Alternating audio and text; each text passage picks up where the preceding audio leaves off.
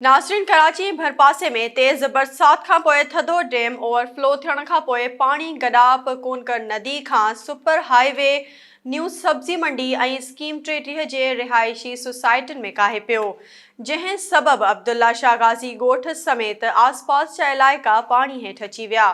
इलाइक़े जे रहवासियुनि लॾ पलाण शुरू करे छॾी आहे। उन हवाले सां वीडियो लिंक ते मौजूदु आहे SS न्यूज़ जो रिपोर्टर नबी बख्श ख़ासखेली। जी नबी बख्श, आगाह कजो, छा सूरत हाल आहे उतां जी?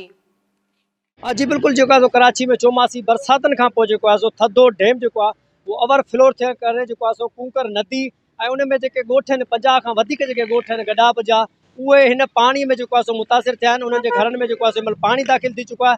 जॾहिं त उहो पाणी थधे डैम जो पाणी आहे उहो सुपर हाईवे खां थींदो ऐं मुख़्तलिफ़ आबादियूं आहिनि उन्हनि मां गुज़रंदो ऐं हिन महिल पंहिंजो स्कीम 33 में अची पहुतो आहे। स्कीम 33 में सोसाइटियूं आहिनि, स्कीम 33 में गुलशन अब्दुल्ला शाह गाज़ी थो अचे, शानवाज़ शर ॻोठ आहे ऐं ॿिया केतिरा ई ॻोठ हिन पासे गबोलनि जा ॻोठ आहिनि उहे पिणु हिन पाणी में मुतासिर थिया आहिनि। सिंध हुकूमत पारां रेन एमरजेंसी आहे उहा पिणु नाफ़ज़ कई वई आहे, पर हिन महिल ताणी को बि इंतिज़ामिया जो माण्हू हिननि सोसाइटियुनि में न पहुतो आहे त हिन पाणी खे को बंदि ॾेई करे को रस्तो ॾिजे त जीअं इहे सोसाइटियूं आहिनि ज़ेर आब थियण खां बची सघनि। छो जो हिन महिल सूरत हाल इहा आहे त ग्राउंड फ्लोर माण्हू आहिनि हिते बंगलस में रहनि था, उहे हिननि नकल मकान शुरू करे छॾी आहे। उहो त लॾ पिलाइण जो सिलसिलो उहो शुरू थी चुको आहे। जॾहिं त अब्दुल्ला शाह गाज़ी जा 3 ब्लाक आहिनि उहे हिन महिल पाणी हेठि अची विया आहिनि।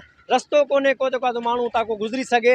हिन महिल ताणी ज़िले इंतिज़ामिया या MP जो हितां जो तक जो MP आहे या MLA आहे उहो बि हिननि वटि लड़ी न आया आहियो, न ई हिन पाणी जी नेकाली जे लाइ को बंदोबस्तु कयो वियो आहे। जी।